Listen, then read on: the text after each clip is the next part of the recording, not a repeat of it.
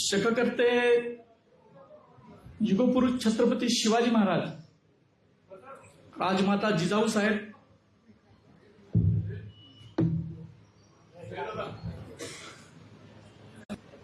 ते महात्मा ज्योतिराव फुले, राजर्षी शाहू महाराज आणि चौदार तळ्याचं सत्याग्रह केल्यानंतर आणि मनुस्मृतीचं दहन केल्यानंतर रायगड किल्ल्यावर जाऊन ज्यांनी शिवाजी महाराजांना अभिवादन केले ते भारतरत्न डॉक्टर बाबासाहेब आंबेडकर. या सगळ्या महामानवांना मी मानाचा जोहार करतो.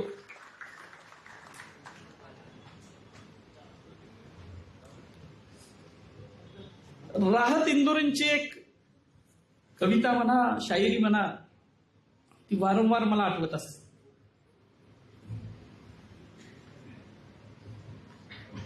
म्हणजे मला फोन आल्यानंतर सुद्धा ते राहत इंदोरीच आठवले, का कुणास ठाऊक. त्यांच्या एक 2-4 पंक्ती आहेत. वो कह रहा है कि कुछ दिनों में मिटा के रख दूंगा नस्ल तेरी. वो कह रहा है कि कुछ दिनों में मिटा के रख दूंगा नस्ल तेरी.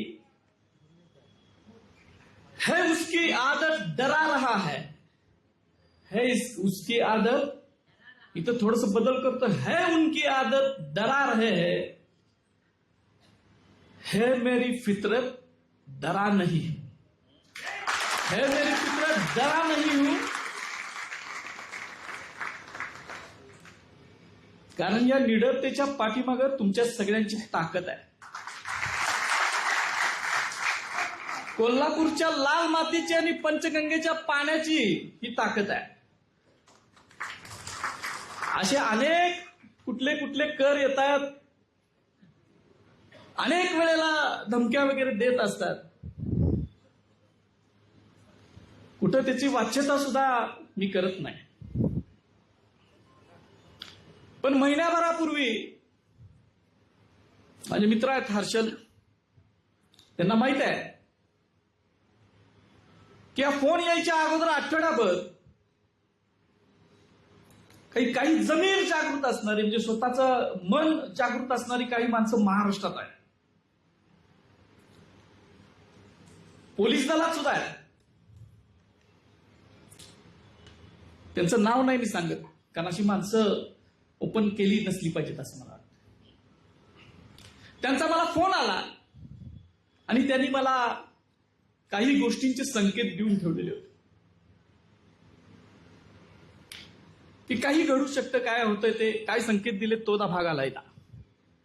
आणि त्यानंतर बरोबर 4-5 दिवसानं हा एक फोन आला. मित्रांनो, मी माझा फोन कधीच रेकॉर्डला ठेवत नाही, कारण आपल्याला तशी गरजच लागत नाही.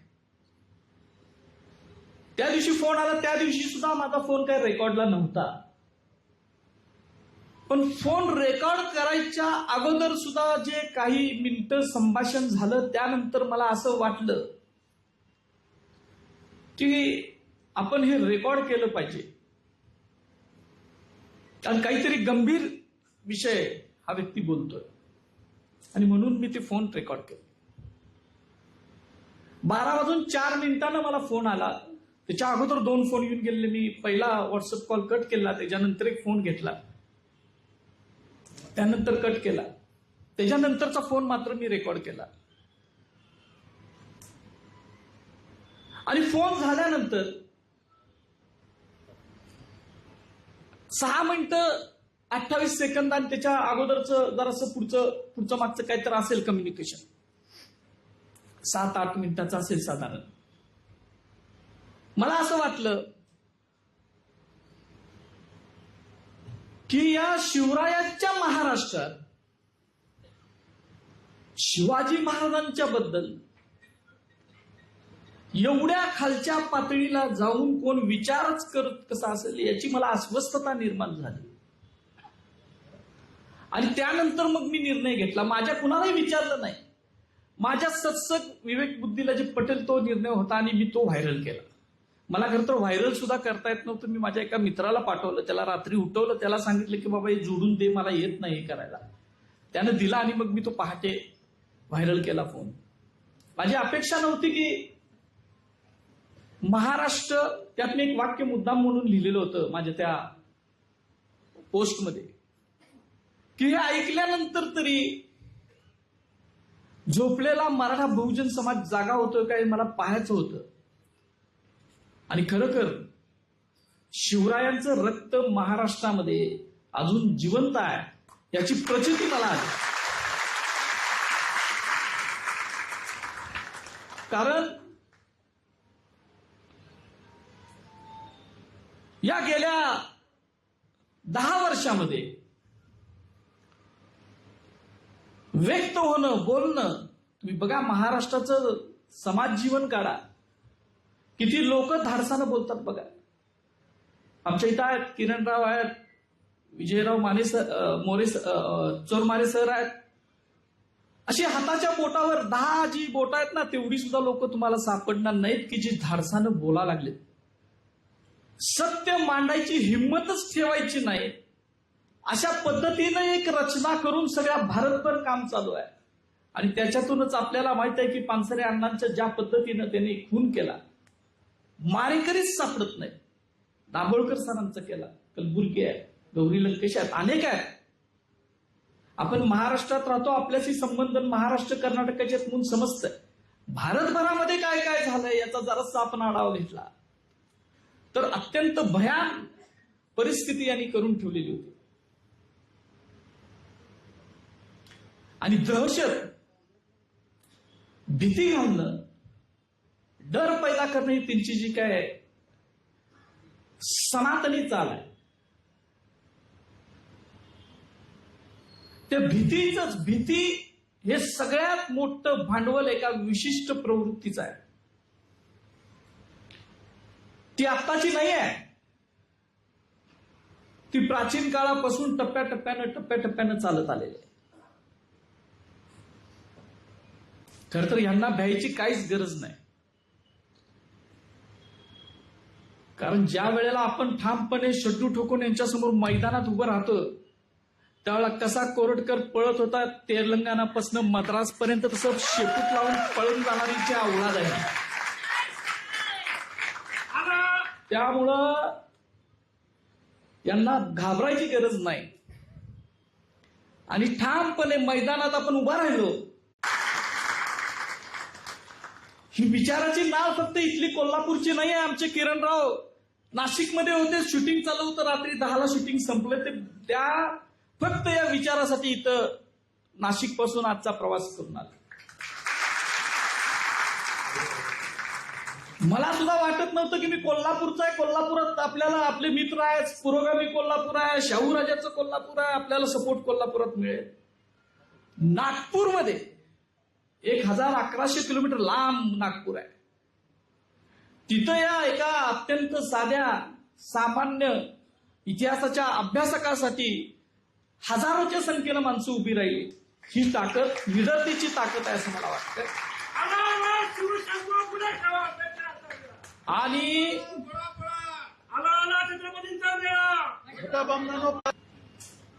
किरणराव, मी इतिहासाचा अभ्यासक आहे. ज्यांनी तलवारीच्या जोरावर अफजल खानासारखे महाशत्रू मारून फाडून काढले, त्या शिवरायांची अवस्था सुद्धा धर्ममार्तंडांनी काय केली होती, राज्याभिषेकाचा इतिहास वाचतो त्यावेळेला आपल्याला समजून येतं.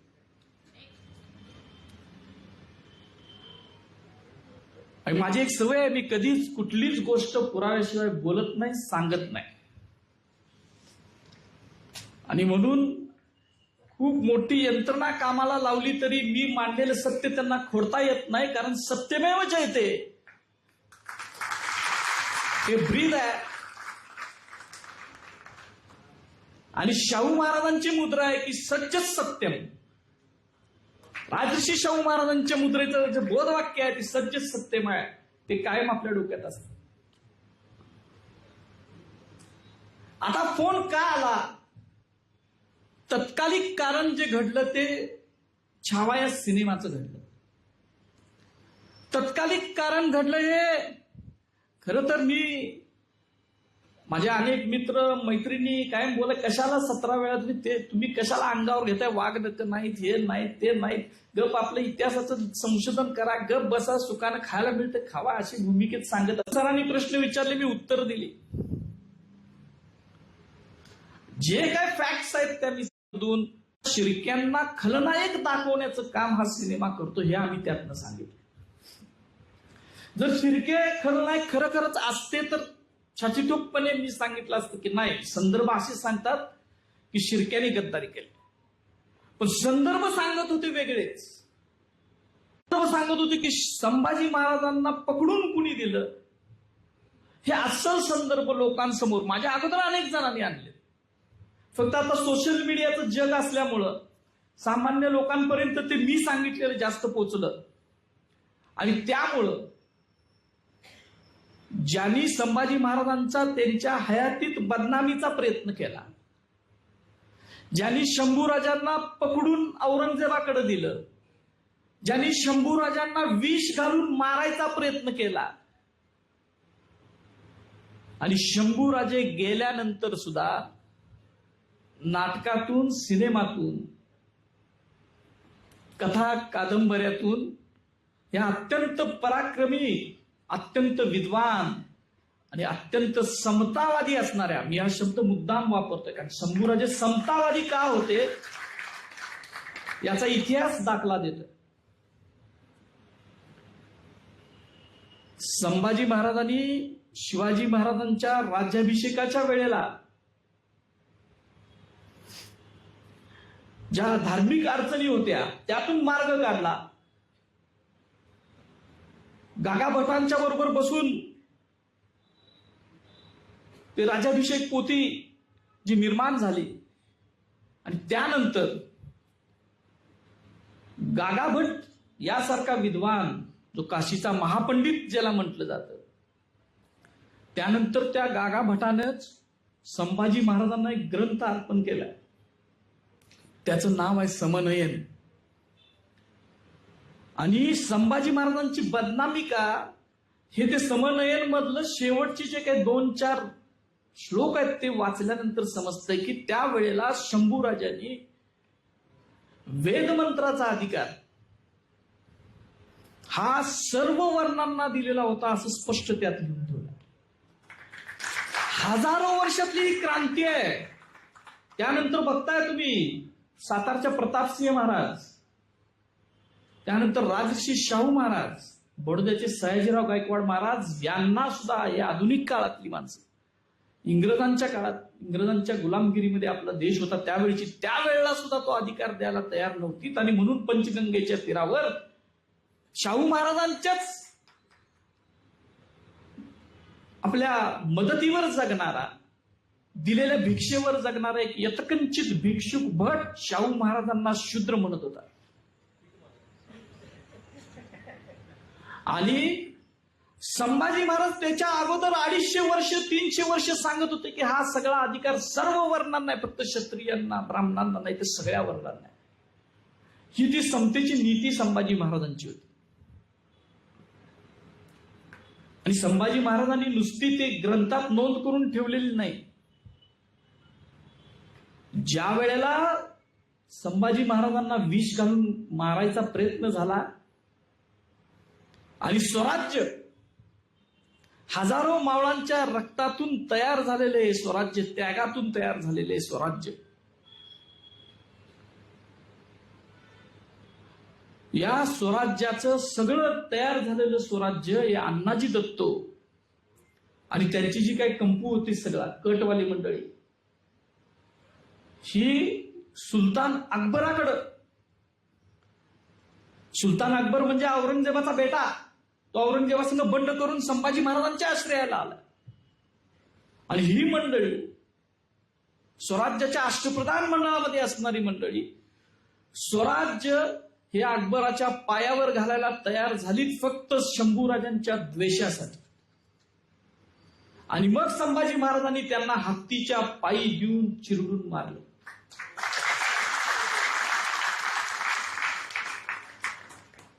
भारताच्या हजारो वर्षाच्या इतिहासात तुम्ही अनेक अभ्यासक आहेत, तुम्ही काढा, कुठल्या ब्राह्मणाला अशी शिक्षा वेद मंत्रानं अभिषिक्त झालेल्या नृपतीनं दिले? एकही उदाहरण नाही मिळणार. पण या शंभूराजानं दिली स्वराज्य वाचवण्यासाठी. आणि म्हणूनच संभाजी महाराजांची बदनामीची केंद्र चालवली जातात, कारण ब्रह्महत्याच्या पातकाला प्रायश्चित्त नाही असं मनुस्मृती सांगते, असं सगळ्या स्मृती सांगतात. आणि या राजानं रायगडाच्या सिंहासनावर बसून हा आदेश दिला आणि तिची अंमलबजावणी केली. नाहीतर राजे अनेक होऊन गेले प्राचीन काळापासून. बदनामी फक्त शंभूराजांची का? आणि ते गेल्यानंतर 200 वर्षांनी सुद्धा त्या संभाजी महाराजांच्या बदनामीची केंद्र का चालवली जातात? गडकऱ्यांचं राजसन्यास नाटक तुम्ही वाचूच शकणार नाही. आज शब्दांचा फुलोरा प्रचंड आहे. भाषा प्रभू म्हटलं जातं, पण त्या भाषा प्रभूनं या नची केळकरांच्या नादानं नादानपणा केला आणि शंभूराजांसारख्या महापराक्रमी राजाचं चरित्र ज्या नाटकात रंगवलंय. आणि त्याच्यापेक्षा पुढचे नादान आपण, की त्या भाषेच्या फुलाऱ्यावर आपण भाळलो. आणि त्या नाटकाला एकेकाळी महाराष्ट्रानं डोक्यावर घेतलेलं होतं. ती डोक्यावर घ्यायची सुद्धा यंत्रणा आहे. जे बदनामीकारक असतं त्याच्यावर तुम्ही विचाराचा मुकाबला विचारानं करा असं सांगितलं जातं. आता ते कोणतं कामरा वगैरे काय तर आहे बघा, ती कविता केली, त्याच्या विचाराचा मुकाबला विचारानं होतोय का? जेम्स लेननं घाणेरडं लिहिलं त्यावेळेला सांगायला लागले की विचाराचा मुकाबला विचारानं करा. आणि ज्या वेळेला तुमच्यावर येते त्यावेळेला विचाराचा मुकाबला विचारानं होत नाही. पण आम्ही विचारवंत आहोत, आमचा समाज विचारवंत आहे. आम्ही विचारांचा मुकाबला विचारानंच करणारे आहोत. जे आमच्यातला भगतसिंग मेलाय असं कोणी समजू नये. तो जिवंत आहे. पण भगतसिंग कधी बाहेर काढायचा याची सत्सद विवेक बुद्धी सुद्धा आमच्याकडे जागृत आहे. खरं तर कोल्हापूरमध्ये डॉक्टर बाबासाहेब आंबेडकरांना जागा पाहिजे होती. का? तर त्यांना कोल्हापूरचं प्रजाजन व्हायचं होतं. आणि मग त्यांनी राजाराम महाराज जे शाहू महाराजांचे पुत्र आहेत त्यांच्याकडे जागेची मागणी केली आणि ती दिली.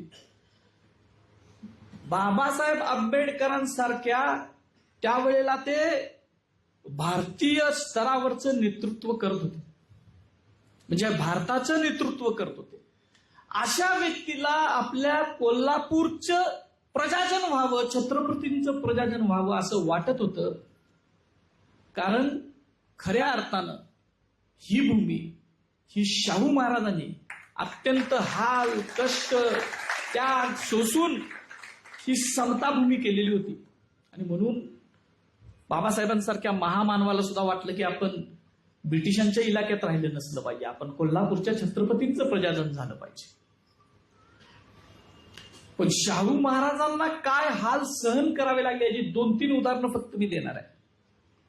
मला वाटतं मी थांबणार आहे, कारण माझे मित्र किरणरावांचं मला ऐकायचं.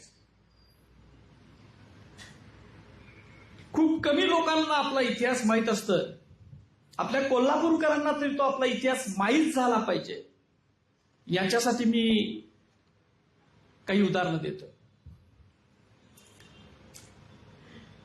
आपल्याला माहित आहे की हे छावाचं तर तत्कालिक कारण झालं, पण त्याच्या अगोदर साधारण 6-7 महिन्यापूर्वी असेल, वर्ष सुद्धा झाला असेल, की मी कोल्हापुरातल्या एका कुलकर्ण्याचं बिंग बाहेर काढलेलं होतं.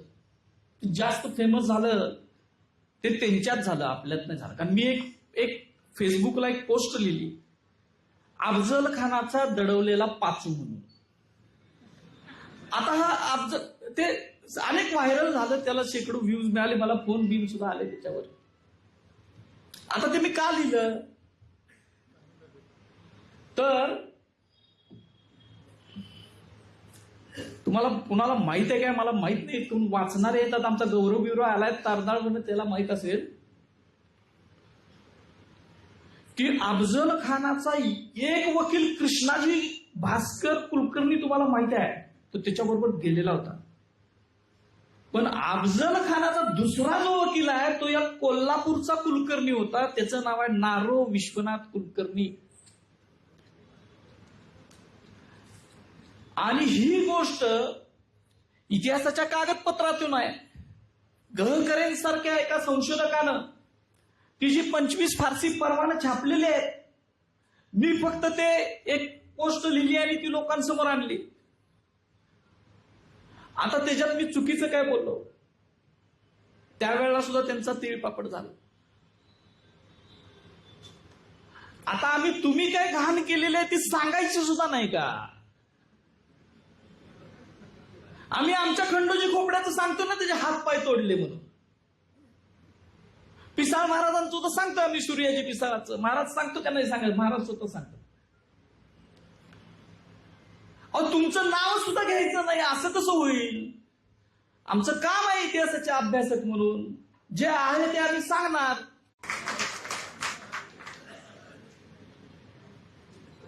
आता हे मी काही कागद आणले. या पुस्तकाचं नाव आहे 20व्या शतकातील महाराष्ट्र खंड 1. हे खंड आहेत खूप, त्याच्यातला हा पहिला भाग आहे. हे खंड लिहिलेत यदी फडके नावाच्या संशोधकाने. आता मिळत नाहीत बाजारात, कारण चांगलं लिहिलेलं सत्य लिहिलेलं बाजारात काढून टाकायचे काही लोकांची कुप्रवृत्ती आहे. त्याच्यामधलं हे एक आहे. हा ज्यावेळेला मी वाचलं, तर शाहू महाराजांच्या इतिहासाचा तर आम्ही अभ्यास करतोच, चरित्र वाचतो, संदर्भ ग्रंथ वाचतो, संदर्भ साधनं वाचतो. पण हे ज्या वेळेला वाचलं त्यावेळेला असं लक्षात आलं की भारतातल्या दहशतवादाची, बॉम्बस्फोट करणाऱ्यांची जननी आपलं कोल्हापूर असू शकतं.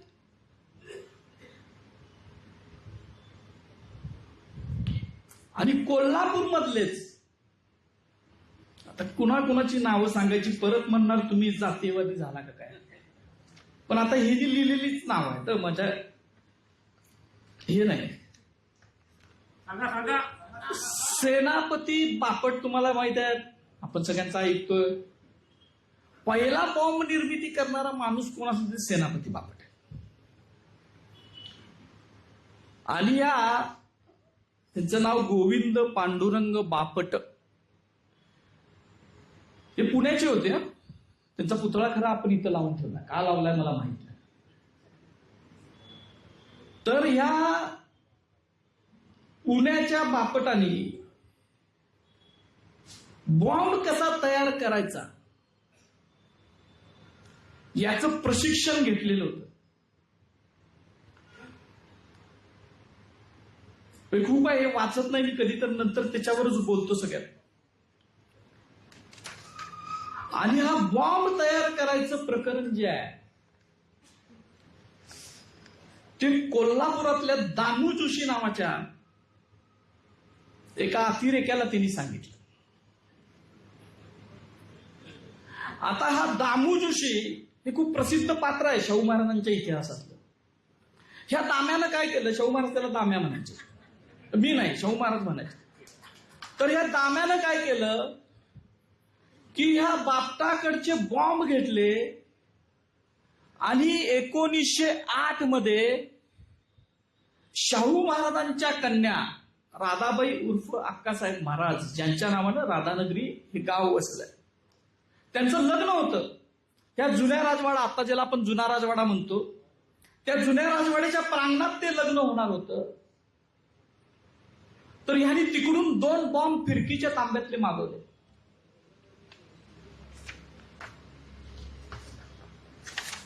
पण ते बॉम्ब आता त्याचं वाचून दाखवतो, म्हणजे मी काय म्हणतोय परत गोंधळ नको उडायला. फडकेंनी लिहिलेल्या संदर्भासह गोविंदराव, आता नाव घेतो, ऑक्टोबर 1907 मध्ये तुरुंगातून सुटल्यानंतर दामू जोशी 1908च्या प्रारंभी मुंबईला हनुमंतराव कुलकर्णी मूर्ती भाविकरांना भेटले आणि नंतर बाबाराव सावरकरांना भेटण्यासाठी नाशिकला गेले. पण बाबाराव बाहेरगावी गेलेले असल्याने त्यांची भेट होऊ शकली नाही. तेथून ते बेलापूरला स्वामी विद्यानंद सरस्वतींच्या मठात गेले आणि मग पुण्याला श्रीपाद दत्तात्रय नागपूरकर, आता इथोदा नागपूरकर आहे, रामचंद्र बाळकृष्ण गद्रे वगैरे मित्रांना भेटण्यासाठी गेले. पुण्यात गोविंदराव बापटांच्या बरोबर, म्हणजे सेनापती बापटांच्या बरोबर बॉम्ब निर्मितीच्या उलाढालीत गुंतलेले नागपूरकर, गद्रे, गंगाधर विश्वनाथ उर्फ नानासाहेब गोखले, विष्णू रामचंद्र काटदरे हे सारे मूळचे कोल्हापूरचे होते आणि पुण्यात शिकण्याच्या किंवा नोकरीच्या निमित्ताने राहत होते. बापटांनी बनवलेल्या बॉम्बचे विध्वंसक सामर्थ्य चाचणीत पाहिल्यानंतर, म्हणजे त्याचं सामर्थ्य विध्वंसक होतं, त्या बॉम्बचा उपयोग 21 मार्च 1908 रोजी होणाऱ्या शाहू छत्रपतींच्या कन्येच्या अक्कासाहेबांच्या विवाहाच्या वेळी लग्न मंडपातच करावयाचा, असे कोल्हापूर नगर वाचनालयाचे अध्यक्ष गणपत बाळाजी मोडक यांच्या सूचनेनुसार दामू जोशी, नारायण विष्णू फडणवीस, हितोदा फडणवीस आहे, श्रीपाद नागपूरकर वगैरेंनी ठरवले. आता मग तो बॉम्ब त्यांनी ट्रंकेत दडवला आणि मग ती नानासाहेब गोखल्यांना दिली आणि फडणवीसांच्या स्वाधीन केली. पण तोपर्यंत विवाह होऊन गेला आणि शाहू महाराज सावध असल्यामुळे या बॉम्बचा स्फोट झाला नाही. 2 बॉम्ब फिरकीचे आणलेले होते, लक्षात ठेवा. कोण आहेत दहशतवादी? हर अतिरेकी इस धर्म का होता है म्हणणारे हे वाचणार आणि सांगणार आहेत का नाही? दुसरी एक गोष्ट आहे, तो बॉम्ब फुटला नाही, दाम्याला अटक केली शाहू महाराजांनी. पण परत लक्षात ठेवा, शाहू महाराजांनाच बॉम्ब उडवून द्यायचा प्रयत्न केला. आता एवढंच वाचतो, 25 जून 1908 रोजी बॉम्ब कसा तयार करावा हे समजावून सांगणारी पत्रके कोल्हापुरात लावण्यात आली. कोल्हापूरच्या रेल्वे स्टेशनवरून शहराकडे जाणाऱ्या रस्त्यावर 27 जून 1908 रोजी बॉम्बचा स्फोट झाला. तेव्हा रस्त्यावरून चाललेल्या एका टांग्याचे नुकसान झाले. शाहू छत्रपती त्या दिवशी सकाळी पुण्याहून आगगाडीने येणार होते, म्हणून त्यांच्या राजवाड्याकडे जाणाऱ्या वाटेवर बॉम्ब ठेवण्यात आला होता. पण छत्रपती नंतरच्या गाडीने आल्यामुळे त्यांच्या विरोधकांची योजना अयशस्वी झाली. 25 जुलै 1908 रोजी पुन्हा बॉम्ब बद्दलची पत्रके लावण्यात आली. दामू जोशी आणि त्यांचे सहकारी यांनी हे उद्योग चालवण्याचे पुढे उघडीस आले. हे उघडीस आलेले उद्योग आहेत, अनेक आहेत, तुम्ही वाचा. आणि हे आपल्या कोल्हापुरात होत आहे. पण हे शाहू महाराजांनी सगळं मोडीत काढलं. याच्यात अनेक गोष्ट आहेत, म्हणजे अनेक गोष्टी सांगण्यासारख्या आहेत. कोल्हापूर हे त्यांना सेफ हेवन वाटत होतं शाहू महाराज व्हायच्या अगोदर. पुण्याप्रमाणेच कोल्हापूर हा आपला बालेकिल्ला आहे असे ब्राह्मण समजतात. आणि कोल्हापूरच्या तसेच पुणे, नाशिक, बेळगावच्या ब्राह्मणांची वृत्ती लक्षात घेतली तर तिची परिणती भयानक हिंसक कृत्यामध्ये होईल अशी आपल्याला भीती वाटत असल्याचे शाहू छत्रपतींनी एजरली या गृहसचिवास 1906 सालीच कळवलेले होते.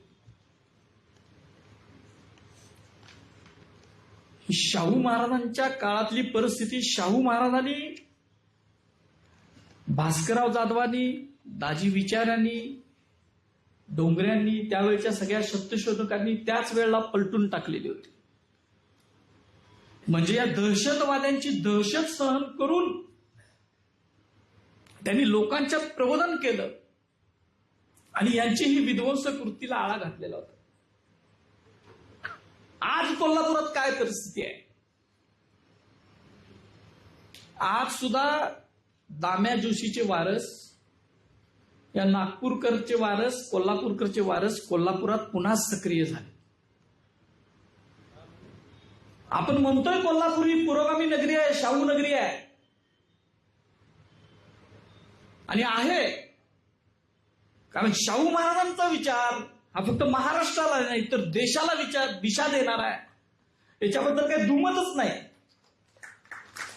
आणि म्हणूनच पुन्हा एकदा आपलं कोल्हापूर हे या करांच्याकडून टार्गेट केले जाते आणि ते पुन्हा एकदा प्रतिगामी कसं होईल याचे प्रयत्न चालले. त्याच्यातूनच मग शिवाजी महाराजांचं विद्यापीठाचं नाव देणाऱ्या म्हणजे नाव बदला का? ज्या वेळेला शिवाजी महाराजांच्या नावानं विद्यापीठ काढायची कल्पना सुचलीच त्यांना आपण सॅल्यूट केला पाहिजे, लक्षात ठेवा.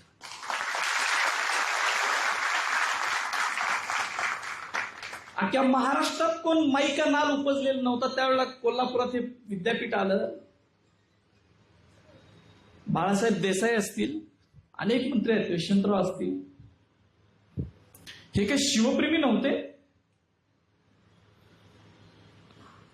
ज्यांनी 4 भाषामधलं 4 खंडातलं पहिलं इंग्लिशमधलं शिवचरित्र लिहिले ते प्रोफेसर बाळकृष्ण. त्यांची संकल्पना होती की शिवाजी महाराजांच्या नावाने हे विद्यापीठ असावं, त्याचं नाव शिवाजी युनिव्हर्सिटी असावं असं त्यांनी स्वतः लिहून होतं. ते शिवप्रेमी नव्हते. ज्यांनी महाराणी ताराबाई साहेबांचा, ज्यांनी राजश्री शाहू महाराजांचा इतिहास आपल्या समोर आणला, ते शिवाजी विद्यापीठाचे पहिले कुलगुरू, महान इतिहास संशोधक आप्पासाहेब पवार शिवप्रेमी नव्हते. सगळी माणसं शिवप्रेमी होती, म्हणूनच त्यांनी शिवाजी महाराजांच्या नावाने हे विद्यापीठ स्थापन केलं. नाव देण्यासाठी त्यावेळेला सुद्धा त्यांना वाटत होतं की पूर्ण नाव देऊया का. अनेक कात्याकूट झाले, अनेक चर्चा झाली, तो बोलायचा विषय नाही.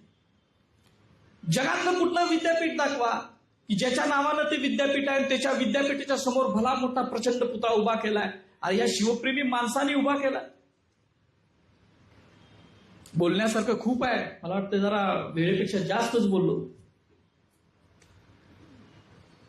मला आता आपल्या सगळ्यांना फक्त एकच विनंती करायची आहे. आपल्या इथं पत्रकार आहेत, शासकीय अधिकारी आहेत, पोलीस दलामधले अधिकारी आहेत, आपण सामान्य माणसं आहोत, विद्यार्थी आहेत, महिला आहेत. आपण खूप काय मोठी क्रांती करायची गरज नाही. आपण फक्त मला एवढंच वाटतं की आपण व्यक्त झालं पाहिजे, आणि त्याचा आदर्श आम्ही आमच्या किरणदादाकडनं घेतला पाहिजे. किरणदादांनी आपलं सगळं करिअर पणाला लावलं आणि ते व्यक्त व्हायला लागले, आणि त्यानंतर काय झालं हे आता स्वतःच ते सांगतील, ते जास्त बोलणार नाही. परत पुन्हा एकदा आपण मला एवढं प्रेम दिलं, हा भला मोठा पेन दिलाय, मला वाटलं तलवार वगैरे काय तर देतील.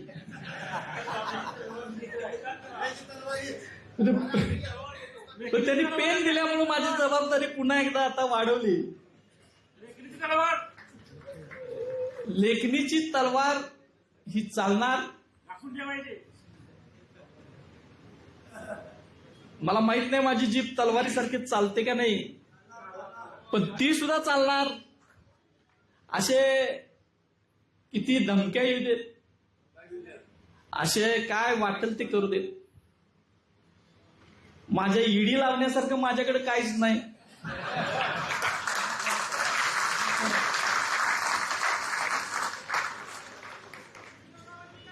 सुदैवानं आमच्या पिताश्रींच्यामुळं, माझ्या आईमुळं खाय प्यायची मला काय तदाद नाही.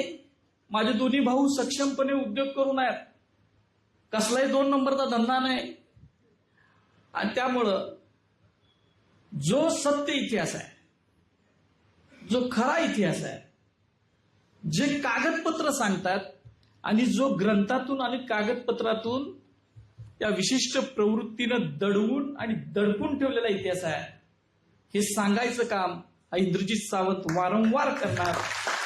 एवढंच तुम्हाला आश्वासन देतो, थांबतो.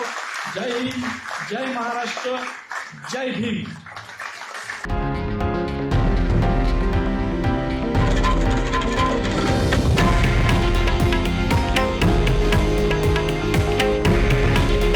हे आहे देशातील नंबर 1 न्यूज नेटवर्क आणि आपण पाहत आहात TV9 मराठी.